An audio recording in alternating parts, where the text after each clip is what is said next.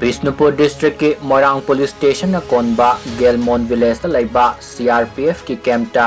ngarang nungtil pung taraga nithoiga minute kunthra rom tabada mioi samnga romna am court namduna sanglaknaba honabadagi Tangaifadana Nongmei round khara Kapkhibani haina Manipur police na thadorokpa serol amana khangalakle serol asina makha taraduna hai masing yamlaba miyamna CRPF ki camp manungda sanglakpada security force na tongan ba pambai kaya sizinaduna thingnaba honaki adubu langna fana ngamdraba miyamaduna security force ki gari amadi atai lanthum mathang mai thaba horaki akonbada miyamaduna arm court tamna Changsillakpadagi security force na Tangaifadana Nongmei round khara Kapkhibani thaudok aduda Nongmei maruna panbadagi mioi hum laikitabaga loinana mioi kontra romna asok apan nangkibani haina serol aduda palli